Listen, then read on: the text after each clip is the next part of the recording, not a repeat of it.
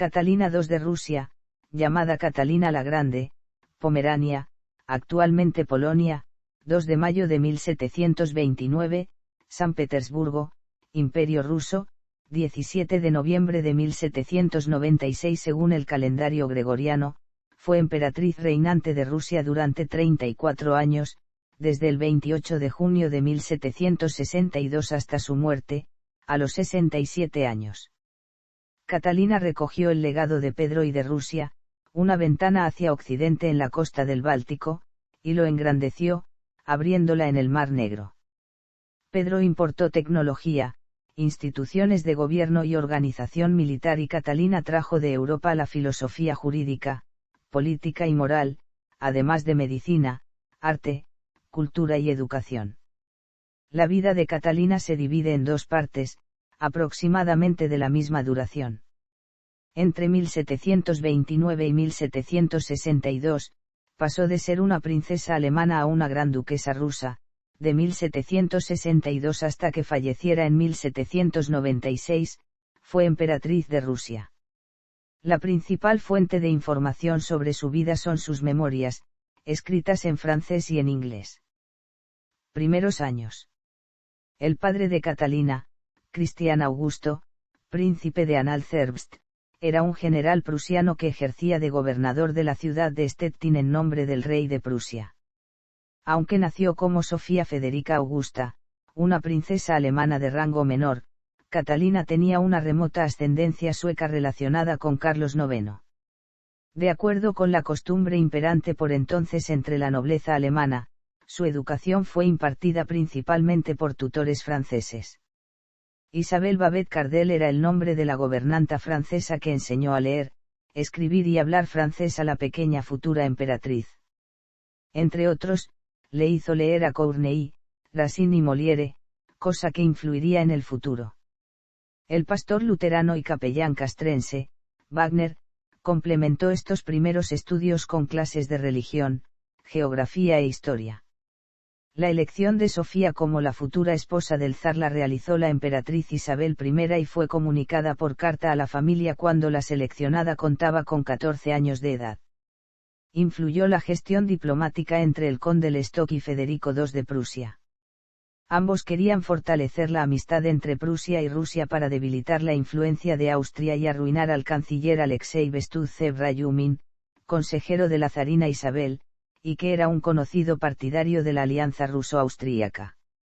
Además a la emperatriz le gustaba esa familia, ya que ella había estado prometida al tío materno de Sofía, Carlos Augusto de Holstein-Gottorp, que había muerto de viruela en 1727 antes de que se casaran.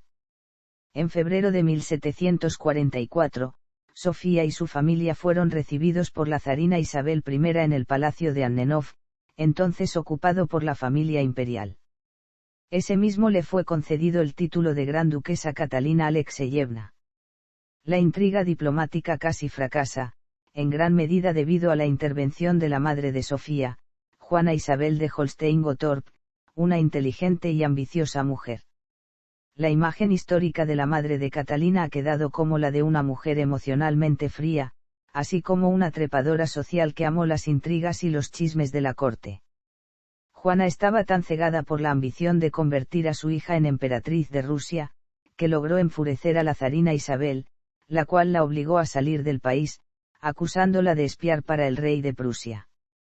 No obstante, a Isabel siempre le gustó la hija, y finalmente el matrimonio se celebró en 1745.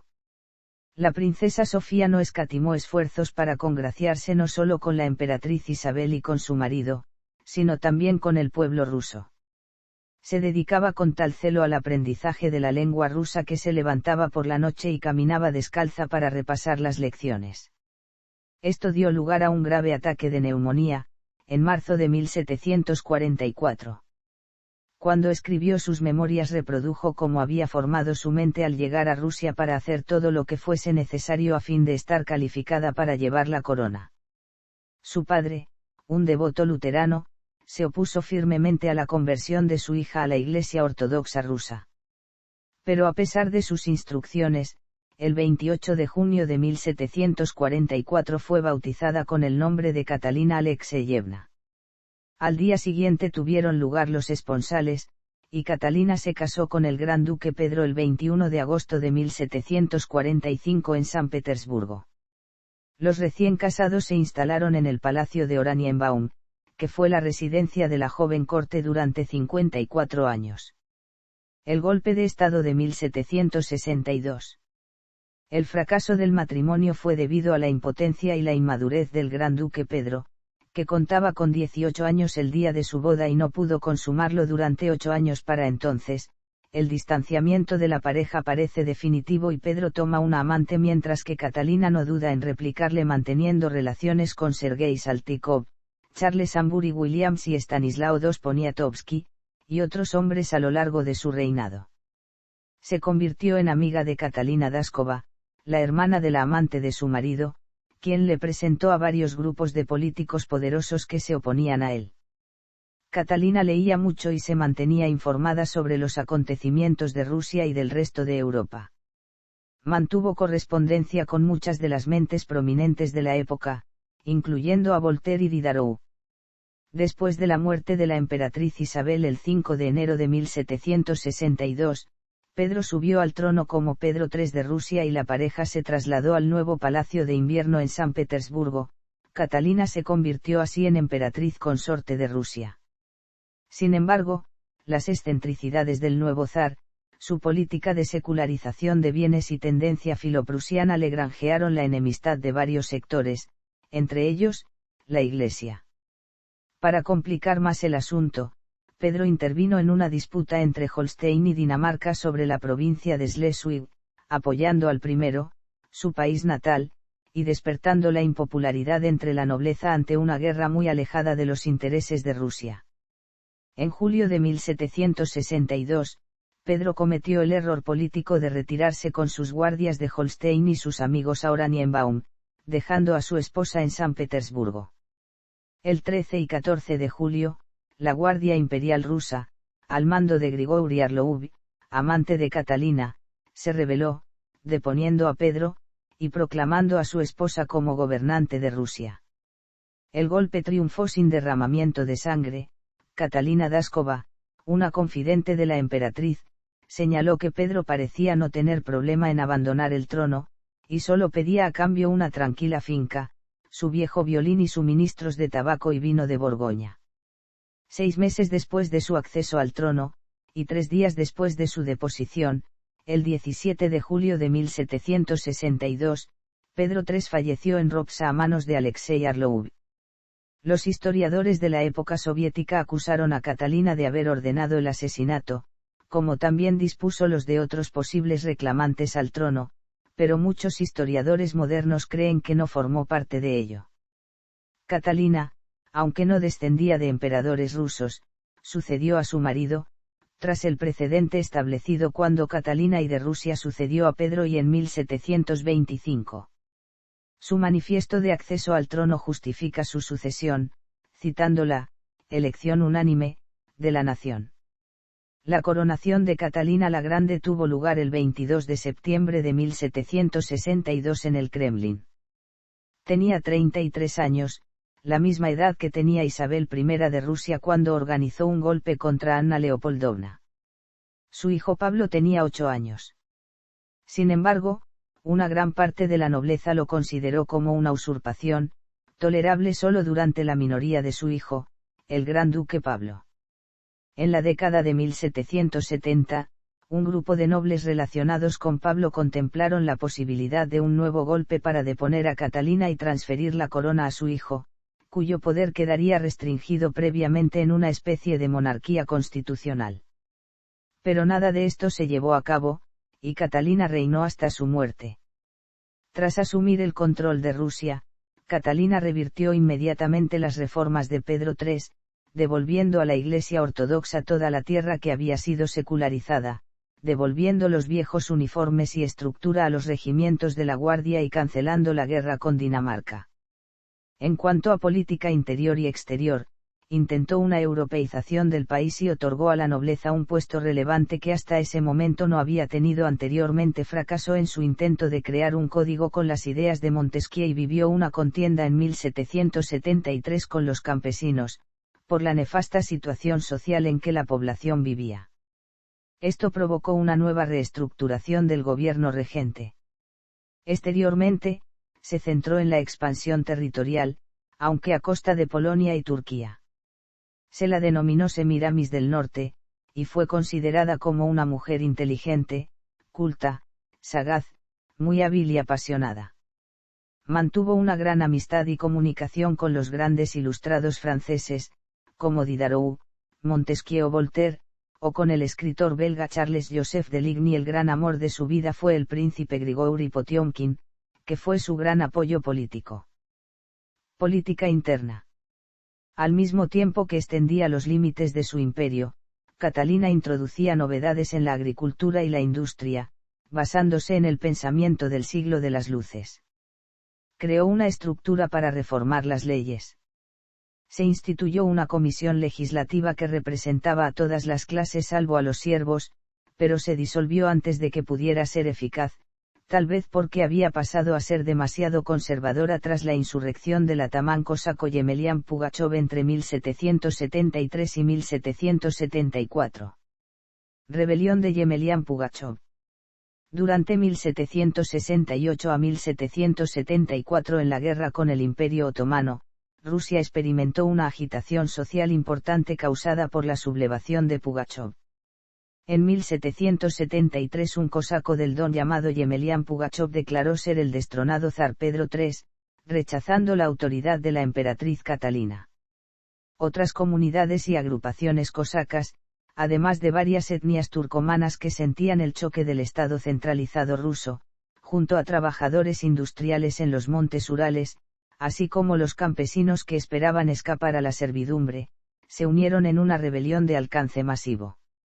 La preocupación principal del régimen imperial era entonces la guerra contra Turquía, y ello permitió a los rebeldes de Pugachov tomar el control de una gran zona de territorio en la cuenca del río Valga, pero el ejército regular derrotó ferozmente la rebelión en 1774.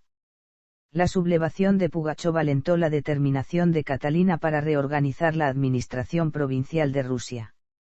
En 1775, dividió Rusia en provincias y distritos según las estadísticas de la población. Se otorgó a cada provincia una amplia administración, destacamentos de policía y un aparato judicial. Los nobles tuvieron que servir, no superando el tiempo establecido para el gobierno central, pues la ley así lo había requerido desde tiempos de Pedro el Grande, y muchos de ellos recibieron papeles significativos en administrar gobiernos provinciales, con lo cual la autoridad imperial confiaba tales puestos a aristócratas de confianza, obedientes al zar y que aseguraban que el poder central llegase a cada rincón del imperio. Catalina también procuró organizar la sociedad en grupos sociales bien definidos y estratificados. En 1785, publicó las cartas a los nobles y señores del pueblo. La carta a la nobleza confirmó la liberación de los nobles respecto del servicio obligatorio y les dio derechos como clase privilegiada y servidora directa de la autocracia rusa. La carta a las ciudades probó ser más complicada y en última instancia mucho menos acertada que la publicada para los nobles. No se llegó a publicar una carta similar para los campesinos, ni para mejorar las condiciones de los siervos. Los historiadores han discutido la sinceridad de Catalina como monarca representativa de la Ilustración, pero pocos han dudado que creyó realmente en el activismo del gobierno dirigido, desarrollando al máximo los recursos del imperio y haciendo su administración más eficaz. Inicialmente, Catalina procuró racionalizar procedimientos del gobierno mediante modificaciones en las leyes. En 1767, Catalina creó la Comisión Legislativa, formada por nobles, grandes terratenientes y otros aristócratas, para sistematizar las leyes del Imperio ruso adoptadas con posterioridad al cuerpo legal del soborno Yeulocenille de 1649.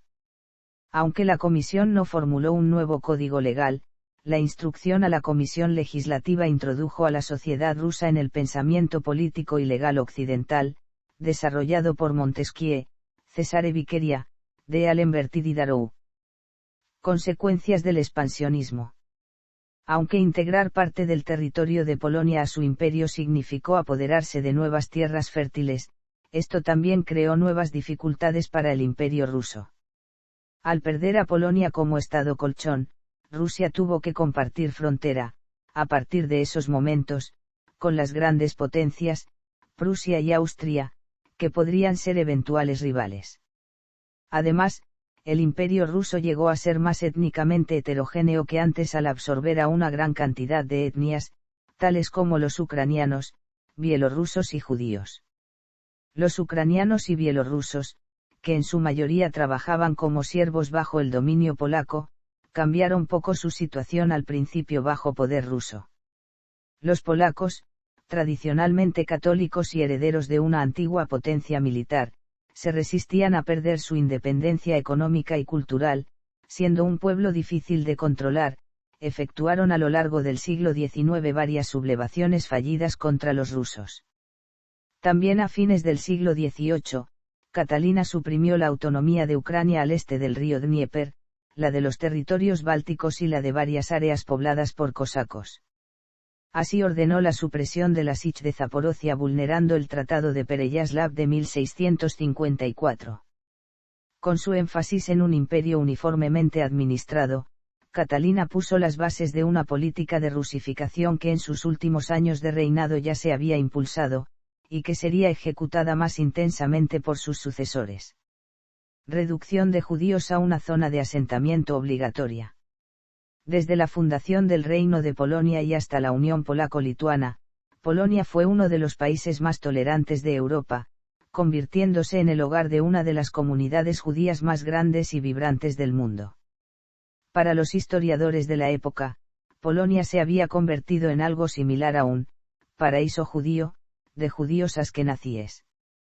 El establecimiento de la Unión Polaco-Lituana debido a una serie de invasiones extranjeras y de cambios culturales, como la Reforma Protestante y el posterior Concilio de Trento, provocaron que la tolerancia religiosa, que era tradicional en Polonia, empezara a mermar desde el siglo XVII. Pero con la expansión occidental de Rusia bajo Catalina se anexaron diversas porciones del territorio polaco. Rusia recibió así las zonas que comprenden la actual Bielorrusia y Livonia, y con la desaparición del país como Estado soberano, los judíos fueron víctimas de leyes antisemitas ante todo a causa del creciente antisemitismo del Imperio ruso. Catalina suprimió los derechos a los judíos del imperio en 1742, que desde entonces fueron considerados como población extranjera. Un decreto de 3 de enero de 1792 obligó a los judíos a vivir solo en el extremo más occidental del imperio, denominado zona de asentamiento, y les prohibió acercarse a los grandes núcleos urbanos rusos. Ello inició una etapa de antisemitismo de Estado que degeneró en discriminación violenta hacia finales del imperio traducida en los pogromos. Fomento de la inmigración de alemanes étnicos. Desde 1763, colonos alemanes étnicos comenzaron a emigrar principalmente de Hesse, Renania-Palatinado, Baden-Württemberg y Baviera para reunirse en la ciudad de Budingen, en Oberessen, y emprender todos juntos el viaje hacia Rusia, aceptando una invitación de la emperatriz Catalina II de Rusia de afincarse en las tierras del Bajo Valga. Allí fundaron en 1764 la primera aldea, las que llegaron 5 años más tarde a un centenar, totalizando cerca de 30.000 habitantes en esa primera colonización. Al lado occidental del Valga se lo llamó Bergseite/Bergseite/, y al lado este Wiesenseite/Wiesenseite/. Así, las colonias fundadas se identifican como las que son de la Bergseite o de la Wiesenseite, y se fijó como capital de la primera la ciudad de Saratov, y como capital o centro jurídico de la segunda, a Samara. La inmigración alemana a esta zona se mantuvo relativamente constante durante casi 100 años, aunque hacia el último periodo algunos se asentaron en las tierras de Odesa, a orillas del Mar Negro, en respuesta a otro edicto que invitaba a colonizar especialmente a alemanes, pero esta vez de parte del zar Alejandro I de Rusia, nieto de Catalina. Este grupo es conocido como los alemanes del Mar Negro. La política interna de los últimos años. La occidentalización de Rusia continuó durante el reinado de Catalina. Un aumento en el número de libros y de periódicos también trajo adelante discusiones intelectuales y la crítica social propia de la Ilustración rusa. En 1790, Alexander Radishchev publicó su libro El viaje de San Petersburgo a Moscú, un ataque feroz contra el sistema de servidumbre y contra la autocracia. Catalina, asustada ya por la Revolución Francesa, hizo que Radishchev fuese arrestado y enviado a Siberia. Radishchev ganó más adelante el reconocimiento de padre del radicalismo ruso. Catalina terminó de desarrollar muchas de las políticas de Pedro el Grande y fijó las bases para la expansión imperial del siglo XIX. Además, hizo construir el Palacio Pavlovsk para su hijo Pablo, que es parte del patrimonio cultural de Rusia. El imperio ruso se convirtió en un país capaz de competir con sus vecinos europeos en las esferas militar, política y diplomática. La élite de Rusia acabó por convertirse en una de las más cultas, tal y como sucedía en los países de la Europa central y occidental de la época. No obstante, la organización de la sociedad y del sistema de gobierno, las grandes instituciones centrales de la administración provincial de Catalina, seguía siendo la misma sociedad dividida en estratos sociales cuidadosamente delimitados y donde la movilidad social era difícil, tal como se había previsto desde tiempos de Pedro y, no produciéndose ningún cambio en tal sentido hasta la emancipación de los siervos en 1861 y, en algunos aspectos, hasta la caída de la monarquía en 1917. Catalina dio un empuje para la expansión rusa hacia el sur, incluyendo el establecimiento de Odesa como el principal puerto mercantil ruso en el Mar Negro, con tal de que sirviese como base para el comercio del grano del siglo XIX. A pesar de tales realizaciones, el imperio que Pedro y Catalina II habían construido seguía enfrentado a problemas fundamentales. Una élite pequeña de europeizados, enajenada de la masa de rusos ordinarios, planteó preguntas sobre la misma esencia de la historia, de la cultura y de la identidad de Rusia. Rusia alcanzó su preeminencia militar por confianza en la coerción y en una economía dirigida por la corte imperial, bastante primitiva, y principalmente basada en el sistema de servidumbre para actividades económicas primarias como la agricultura, minería y ganadería. El desarrollo económico de Rusia era insuficiente para las necesidades del siglo XVIII y estaba muy alejado aún del grado de transformación que la primera revolución industrial causaba en países occidentales. La tentativa de Catalina para organizar la sociedad rusa en rígidos estamentos corporativos hizo frente al temprano desafío de la Revolución Francesa, que propugnaba una ciudadanía individual. La extensión territorial y la incorporación a Rusia de un número en aumento de no rusos en el imperio fijaron el principio del problema futuro de las nacionalidades.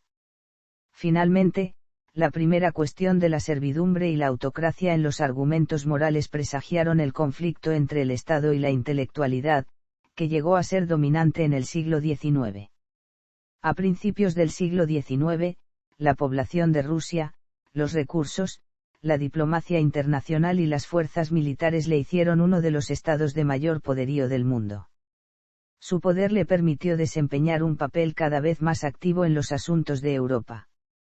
Este papel llevó al imperio a participar años después en una serie de guerras contra Napoleón, que tenían consecuencias de gran envergadura para Rusia y el resto de Europa.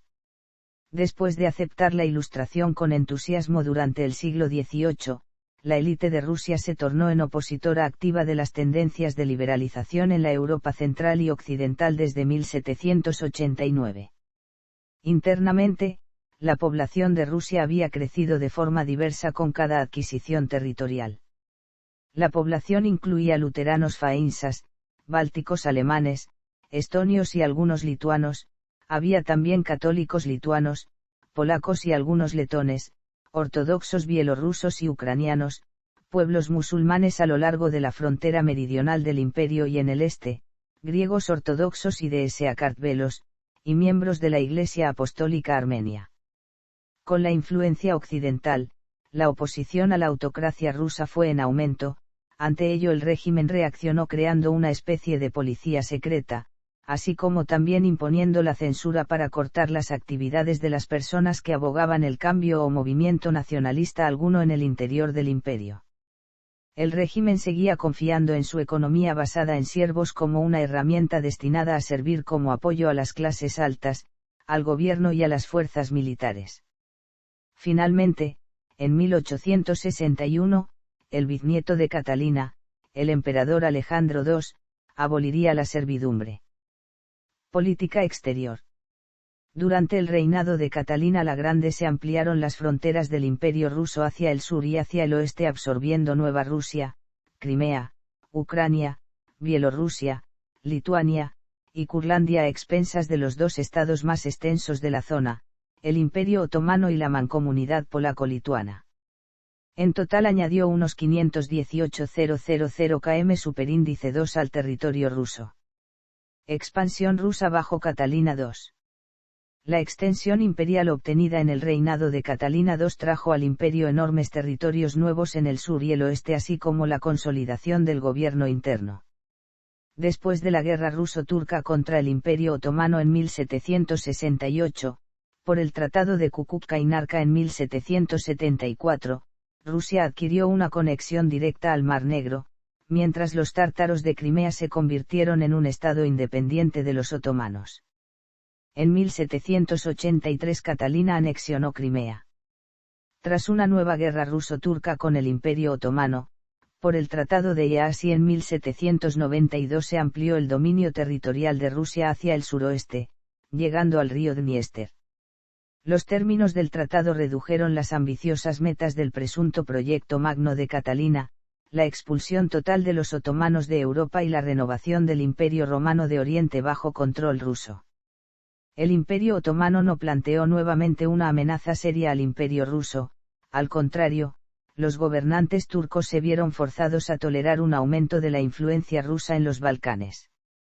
La expansión occidental de Rusia bajo Catalina resultó en el reparto de la mancomunidad de Polonia-Lituana. Polonia, que había sido potencia regional entre los siglos XVI y XVII, empezó a debilitarse gravemente a lo largo del siglo XVIII, mostrando continuas luchas entre su aristocracia y un creciente desorden interno.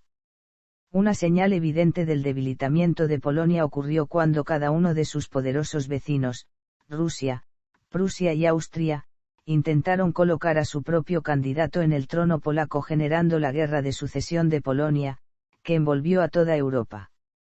En 1772 Rusia, Austria y Prusia llegaron a un acuerdo informal para anexarse diversas porciones del territorio polaco, por el cual Rusia recibió las zonas que comprenden la actual Bielorrusia y Livonia. Después de la primera partición, Polonia instauró un nuevo régimen que inició un programa extenso de reformas, que incluyó una constitución democrática, la Constitución del 3 de mayo de 1791, lo cual alarmó a las facciones más reaccionarias de la aristocracia polaca, la cual pidió a su vez la ayuda de Rusia. Usando como excusa el peligro del radicalismo liberal tras la Revolución Francesa de 1789, Austria, Prusia y Rusia reclamaron la abolición de la Constitución polaca de 1791. En 1793 Polonia volvió a ver reducido su territorio tras una invasión conjunta de sus vecinos que dio lugar a la segunda partición. Esta vez, el Imperio ruso obtuvo la mayoría de Bielorrusia y el sector de Ucrania que está situado al oeste del río Dnieper. La partición de 1793 condujo a una sublevación nacionalista en Polonia contra la influencia de rusos y prusianos, la cual terminó siendo derrotada por los ejércitos de Rusia y Prusia en 1795, dando lugar a la tercera partición en ese mismo año. El territorio polaco que aún se mantenía independiente fue repartido por ambos invasores. Consecuentemente Polonia desapareció del mapa político internacional. Guerras ruso-turcas. Guerra ruso-turca. La Guerra ruso-turca de 1768 a 1774 fue un conflicto decisivo que estableció el control ruso de facto sobre el sur de Ucrania, hasta entonces dominada por el Imperio Otomano a través de su estado títere, el Kanato de Crimea. La guerra fue una consecuencia inesperada de la tensa relación que se vivía en Polonia, donde varios nobles se rebelaron contra el gobierno del rey Estanislao II, antiguo amante y títere de la emperatriz Catalina II de Rusia. Estos nobles, reunidos en la llamada Confederación de Bar, atacaban a las tropas rusas desplegadas en Polonia en apoyo de Estanislao II y luego se retiraban a países vecinos para protegerse de las represalias rusas. En 1768 un grupo de cosacos al servicio de Rusia persiguió a una banda de confederados hasta la ciudad de Balta, en la actual Ucrania, que por entonces formaba parte del Kanato de Crimea. Los crimeos acusaron a los cosacos de matar a varios de sus conciudadanos, cosa que Rusia negó, y pidieron ayuda a su señor, el sultán Mustafa III de Constantinopla. Sobre la base de esto, Mustafa III declaró la guerra a Rusia el 25 de septiembre de 1768 y estableció una alianza con los rebeldes polacos. Por su parte, Rusia se ganó el apoyo de Gran Bretaña, lo que le garantizaba un acceso sin problemas al mar Mediterráneo, así como algunos consejeros navales. A pesar de que el Imperio Otomano declaró la guerra primero, los turcos se vieron incapaces de llevar la iniciativa durante toda la contienda, mostrándose faltos de una estrategia real. Esto permitió al general Alexander Suvorov maniobrar sin problemas en Polonia, donde capturó Cracovia en 1768 a los sublevados y luego aplastó la rebelión en el resto del país. Mientras tanto, la flota rusa del Báltico penetró en el Mediterráneo y arribó en febrero de 1770 a Mouria, donde los rusos tenían agentes secretos desde años antes, y estimuló una rebelión popular contra los turcos que, sin embargo, no se extendió al resto del país. Aún así, esto forzó a los turcos a enviar refuerzos a Grecia en detrimento de Ucrania, labor que se vio complicada con la posterior derrota y destrucción de la flota otomana en la batalla de Chesma, que tuvo lugar entre el 5 y el 7 de julio de ese año frente a la isla Egea de Quíos.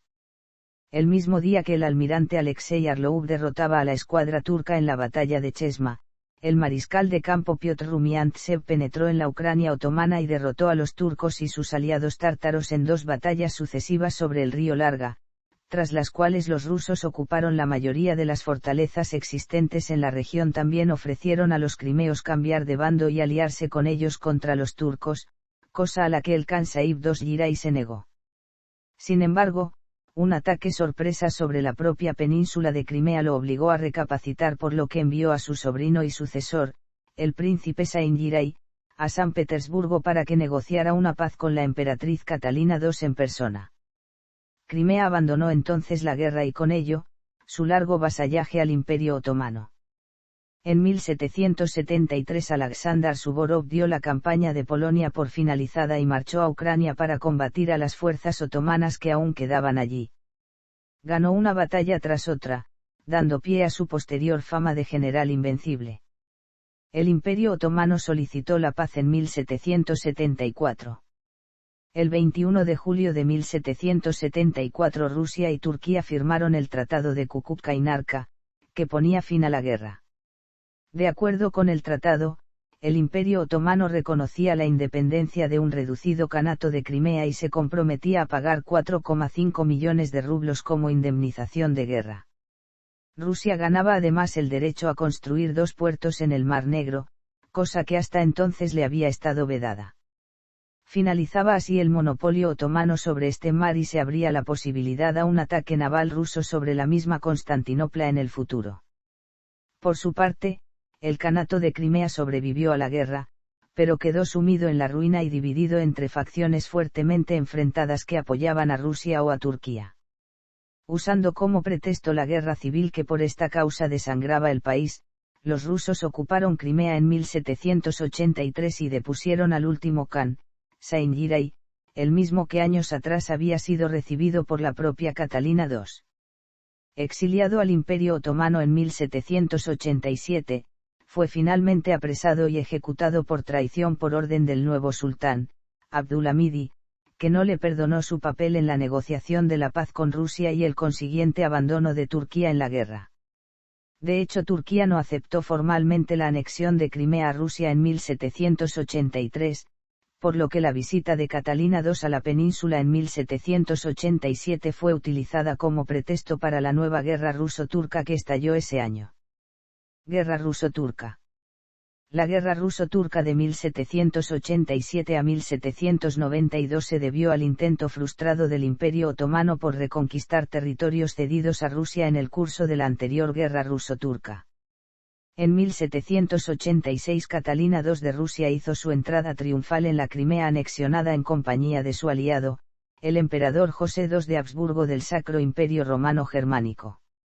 Estos acontecimientos, junto con la fricción causada por mutuas acusaciones de infracción del Tratado de Kukučka-Inarka, que había terminado la anterior guerra, inflamaron a la opinión pública de Constantinopla. Los embajadores británico y francés, por su parte, también dieron su apoyo incondicional a los partidarios de la guerra. La guerra se declaró en 1788, pero los preparativos de Turquía fueron inadecuados y el momento mal elegido, con Austria aliada a Rusia, hecho conocido por los turcos solo cuando ya era demasiado tarde. Los turcos consiguieron que los austríacos se retiraran de Meadia y conquistaron el Banato, pero en Moldavia el mariscal de campo Piotr Rumiantsev Zaduneyski tomó Iasi y Jotin.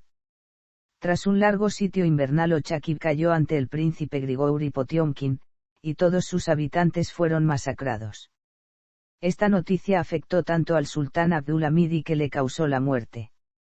Los generales turcos eran incompetentes, y el ejército levantisco, las expediciones de auxilio a Bender y Ackermann fracasaron. Belgrado fue tomada por el general Laudon de Austria, la fortaleza inexpugnable de Izmail fue conquistada por Alexander Suvorov mediante el uso de ataques sorpresa de infantería y artillería combinadas. Usakov destruyó la flota otomana en Fidonisi, Tendra, estrecho de Kerch y Cabo Kaliakria, y la caída de Anaapa ante Iván Gudovich completó la serie de desastres turcos. El nuevo y joven sultán Selim III deseaba ardientemente restaurar el prestigio de su país con una victoria antes de hacer la paz, pero el estado de sus tropas frustró sus esperanzas. Prusia, que había firmado un tratado ofensivo con Turquía el 31 de enero de 1790, no le prestó ninguna ayuda. Por el Tratado de Yassy, firmado con Rusia el 9 de enero de 1792, el Imperio Otomano reconoció la anexión rusa del Kanato de Crimea y cedió Yedisán a Rusia, pasando el Dniester a ser la frontera europea entre ambos países. La frontera asiática permaneció intacta. Relaciones con Europa Occidental. En el escenario político europeo, Catalina permaneció consciente en todo momento de su legado, y anhelaba el reconocimiento internacional como una soberana ilustrada. Ella sería la pionera para Rusia en el papel que Gran Bretaña jugaría más adelante en la mayor parte del siglo XIX y principios del siglo XX, la de mediadora en los conflictos internacionales que pudieran, o no, conducir a la guerra. En consecuencia, actuó como mediadora en la Guerra de Sucesión Bávara entre Prusia y Austria. En 1780 se creó la Liga de la Neutralidad Armada, destinada a defender la neutralidad de los mares de la Marina Real Británica durante la independencia de las 13 colonias, y se negó a apoyar a los británicos de cualquiera de las maneras. Desde 1788 a 1790, tiene lugar la Guerra Ruso-Sueca, instigada por el primo de Catalina, el rey Gustavo III de Suecia, que pretendía recuperar las provincias bálticas perdidas en Poltava. Sobrevalorando al ejército ruso, Catalina se mantiene en guerra contra los turcos, enfrentándose a crecientes pérdidas humanas, financieras e incluso territoriales al ser amenazada San Petersburgo por las victorias de la flota sueca. Pero la situación cambió cuando Dinamarca declaró la guerra a Suecia en 1789. Tras la batalla de Svenskssund en 1790, las tres partes firmaron el Tratado de Varala, por el que todos los territorios conquistados durante el conflicto serían devueltos a sus respectivas naciones. En el mismo tratado también se aseguró la paz por 20 años. Relaciones con Japón. En el lejano oriente, los rusos se convirtieron en activos cazadores de pieles en Kamchatka y las Islas Kurils. Sin embargo, los asentamientos rusos tenían problemas de suministros, demasiado limitados y encarecidos por la necesidad de importar mercancías a larga distancia a través de Siberia. Esto estimuló el interés en la apertura del comercio con Japón. En 1783, una tormenta condujo a un marino japonés, Daikoku Yakdai, a las islas Aleutianas, en territorio ruso. Las autoridades locales rusas decidieron ayudarle en su viaje y lo utilizaron como un enviado comercial. El 28 de junio de 1791, Catalina concedió una audiencia a Akdai en Tsarskoye-Selo. Posteriormente, en 1792, el gobierno ruso envió una misión oficial dirigida por Adam Laxman a Japón. El shogunato Tokugawa recibió la misión, pero las negociaciones fracasaron y las relaciones comerciales entre los dos países no comenzaron hasta 1858. Los repartos de Polonia. En 1764, Catalina colocó a Stanislao Poniatowski en el trono de Polonia. Aunque la idea de la partición de Polonia fue del rey prusiano Federico II, Catalina tomó un papel de liderazgo en la ejecución de este pacto. Lady Jacqueline Glosinski de Polonia, ayudó a Catalina en muchas de sus decisiones, algo que se mantuvo en secreto para que no se tomaran represalias en su contra.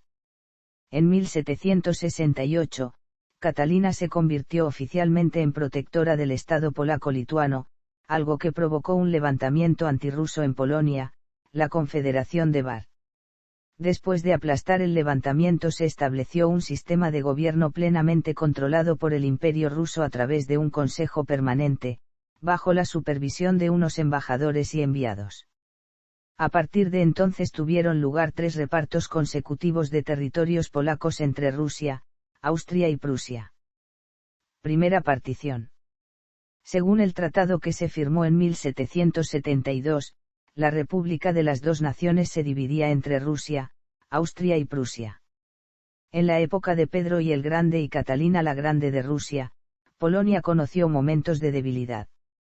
En esta etapa fue elegido rey Stanislao Augusto Poniatowski, quien intentó introducir reformas, como la Constitución del 3 de mayo, pero la presión de Rusia, Prusia y Austria y la oposición de los nobles impidieron su realización, lo que llevó al primer reparto de Polonia. En febrero de 1772, en San Petersburgo, se estipularon las condiciones del desmembramiento de Polonia, el cual contaba con la oposición de María Teresa y de Austria. Sin embargo, Austria se adhirió al tratado en agosto del mismo año. La Dieta polaca tuvo que dar su conformidad a la desmembración del país, en 1773. Rusia se apoderó de Livonia y Bielorrusia hasta el Dwina y el Dnieper. Austria se anexionó los 7 voivodatos de la Galicia Oriental y la pequeña Polonia, excepto Cracovia. Prusia, gobernada por Federico II el Grande, pudo realizar su sueño de unir Brandeburgo y Prusia a través de Prusia Central, que anexionó a su reino junto a una porción de Polonia que iba hasta el río Niemen.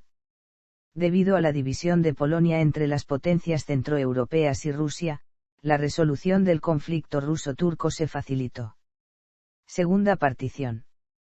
Transcurridos 2 lustros de este reparto, el predominio político de Rusia sobre Polonia se intensificó, al extremo de que el rey Stanislao II Poniatowski y los aristócratas del Sejm preferían preservar la influencia rusa y abstenerse de implantar reformas políticas y administrativas que fortalecieran a Polonia, por temor a que esto provocase una invasión rusa y la pérdida de los privilegios de la aristocracia.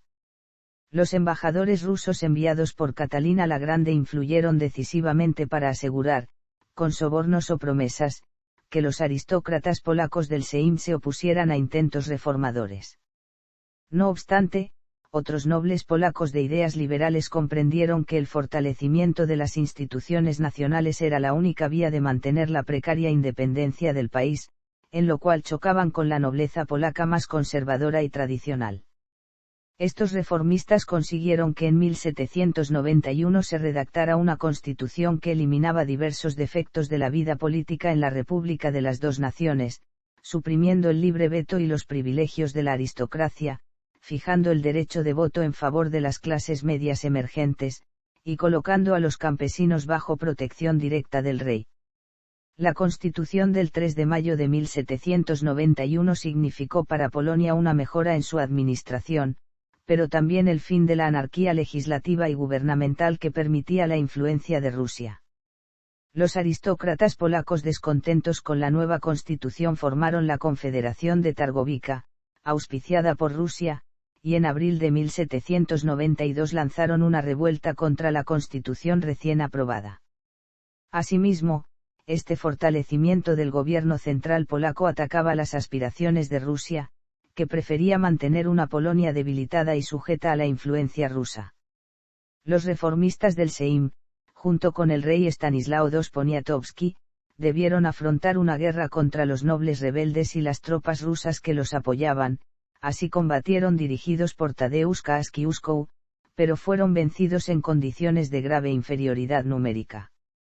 Los reformistas polacos habían pedido el apoyo de Prusia, pero el rey prusiano Federico Guillermo II temía fundadamente el liberalismo expresado en la nueva constitución polaca, que copiaba muchas ideas extraídas de la Revolución Francesa, considerando más ventajoso unirse a una Rusia autocrática que apoyar a una Polonia liberal. Las tropas prusianas negaron apoyo a los polacos.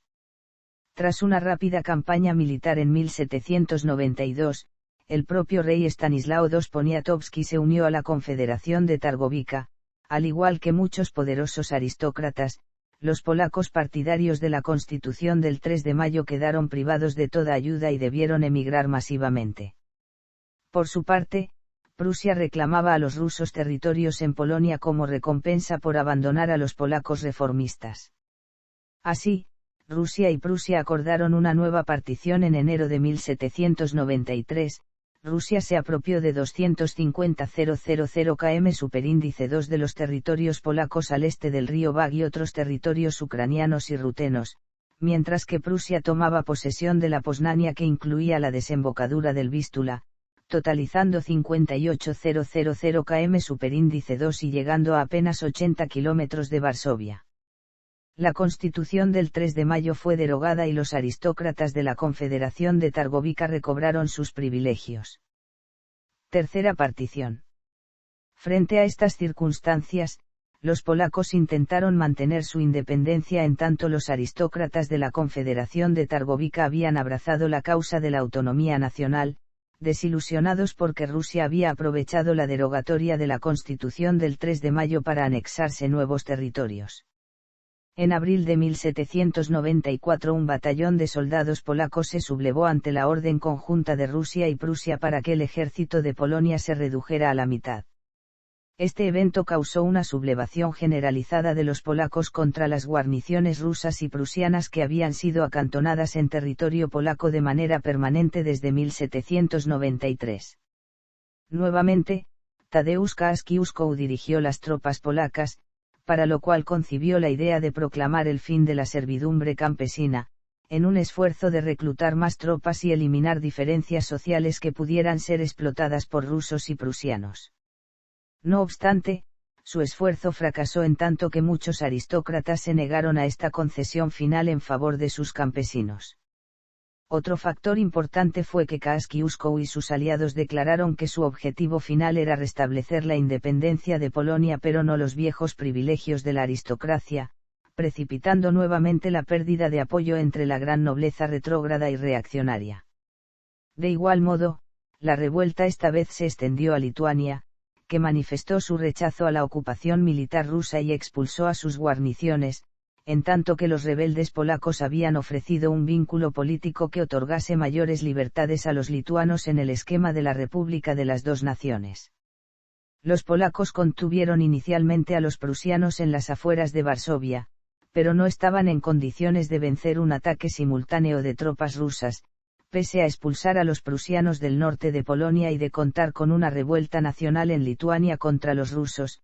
Los polacos se hallaban en gran dificultad para seguir la resistencia y a inicios de septiembre empezaron a ser vencidos por el general ruso Alexander Suvorov, que tomó Varsovia en noviembre de 1794, poniendo fin a la revuelta.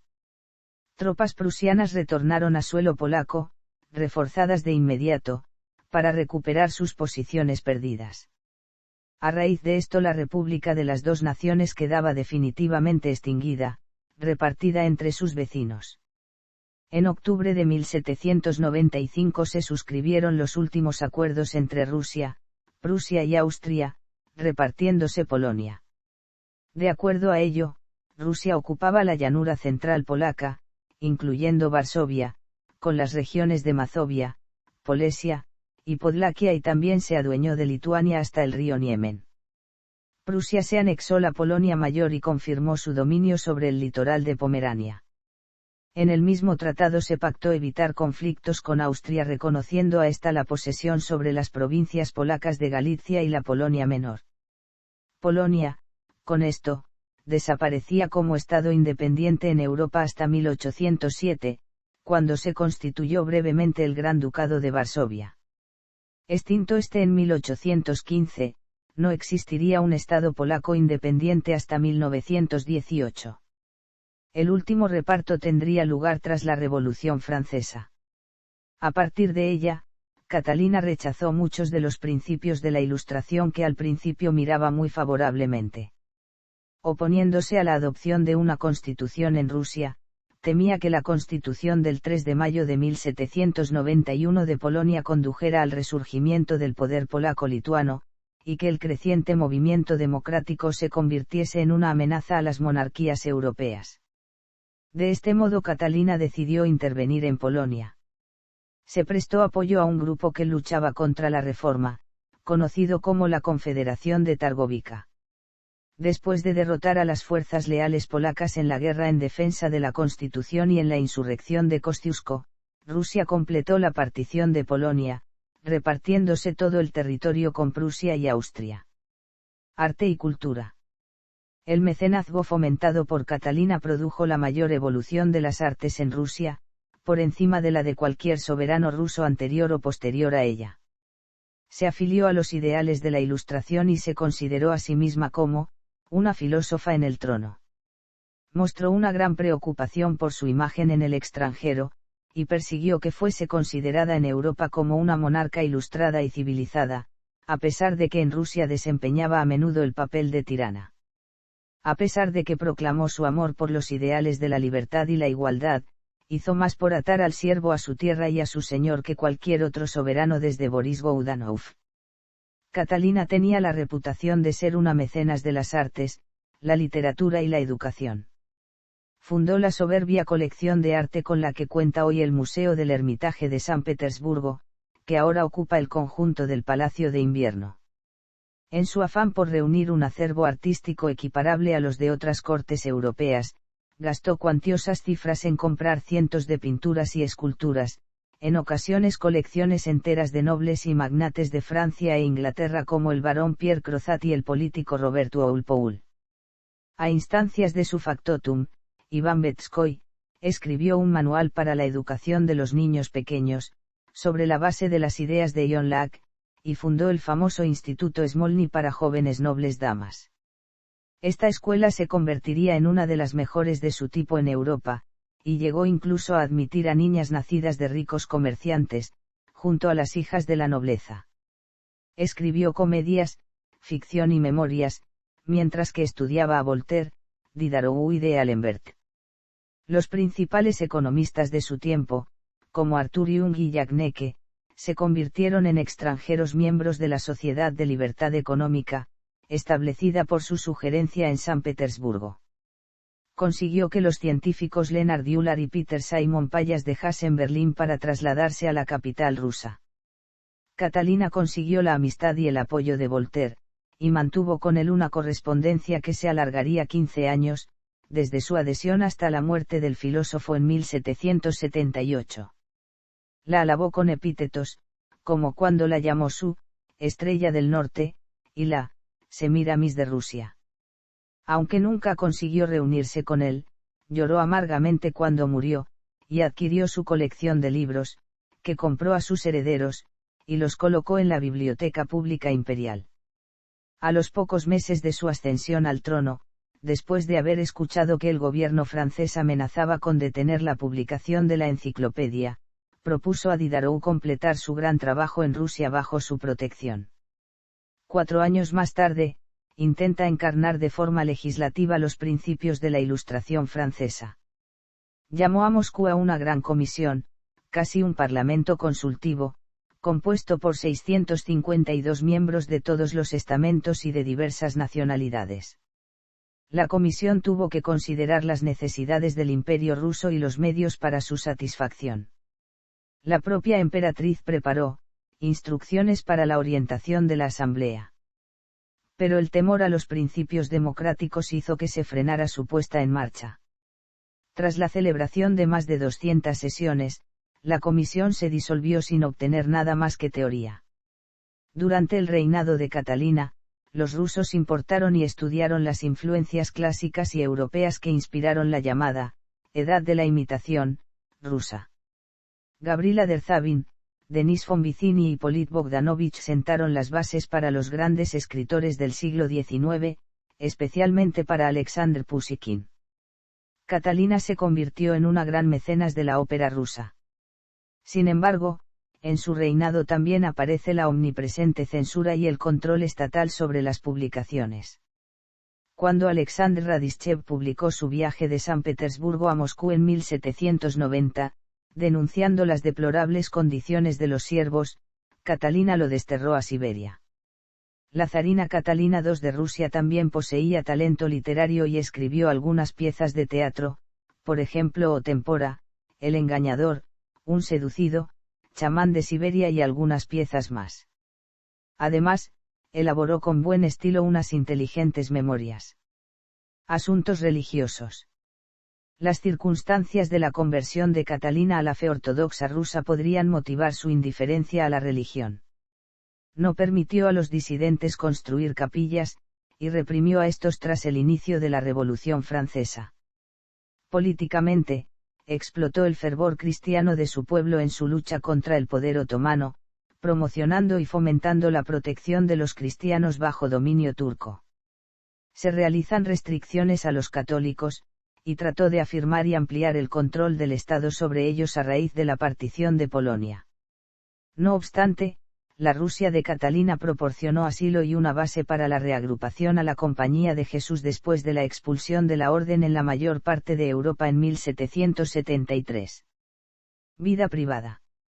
A lo largo de su extenso reinado, Catalina tuvo numerosos amantes. Después de su romance con Grigori Potiomkin, mantuvo una relación con un joven que recogía a la vez belleza física y facultades mentales, llamado Alexander Dmitriev Mamonov. Ella siempre mostró su generosidad hacia sus amantes, quienes eran elevados a altos cargos durante todo el tiempo en que fueron favoritos, e incluso después del final de un romance les concedía grandes riquezas en tierras y siervos. Su último amante, el príncipe Platón Zubov, 40 años menor que ella, resultó ser el más caprichoso y extravagante de todos ellos. Existen versiones sobre una posible relación amorosa con Francisco de Miranda, prócer venezolano, durante la estadía de este en Kiev. Sin embargo, no se tienen hechos en concreto más allá de una amistad de interés político y comercial. Catalina se comportó duramente con su hijo Pablo. En sus memorias, Catalina indicó que su primer amante, Sergei Saltykov, era el verdadero padre de Pablo, pero este se parecía físicamente a su esposo, Pedro. Una vez viuda, salió de la corte para dar a luz a un hijo ilegítimo engendrado con Grigori Arloub, Alexei Bobrinsky. Parece muy probable que tenía la intención de excluir de la sucesión a Pablo, y dejar la corona a su nieto mayor, Alejandro, después emperador Alejandro I. Ello se debería probablemente a la desconfianza que le producía el carácter de su hijo. De esta manera, lo mantuvo en un estado de semidestierro en Gachina y Pavlovsk, resuelta a no permitir que se debatiera su autoridad. Para introducir la vacunación, dio ejemplo siendo la primera en hacerlo. Muerte. En la madrugada del 5 de noviembre de 1796, Catalina se levantó temprano en la mañana y tomó su café matutino habitual. Pronto se dispuso a trabajar en los papeles, le dijo a la doncella de su señora, María Perekusikina, que había dormido mejor que en mucho tiempo. En algún momento después de las 9, la encontraron en el suelo con la cara violácea, el pulso débil y la respiración entrecortada. El médico de la corte le diagnosticó un derrame cerebral y, a pesar de los intentos de reanimarla, cayó en coma. Se le dieron los últimos ritos y murió la noche siguiente alrededor de las 9:45. Fue enterrada con una corona de oro en la cabeza y con un vestido de brocado plateado. Sus restos se encuentran en la Catedral de San Pedro y San Pablo de San Petersburgo. Títulos y tratamientos. 2 de mayo de 1729 a 21 de agosto de 1745, Su Alteza Serenísima Princesa Sofía de Anhalt-Zerbst. 21 de agosto de 1745 a 25 de diciembre de 1761, Su Alteza Imperial Gran Duquesa Catalina Alexeyevna de Rusia. 25 de diciembre de 1761 a 9 de julio de 1762, Su Majestad Imperial la Emperatriz de toda Rusia. 9 de julio de 1762 a 17 de noviembre de 1796, Su Majestad Imperial la Emperatriz y Autócrata de toda Rusia. Ancestros. Catalina II de Rusia en el cine y la televisión.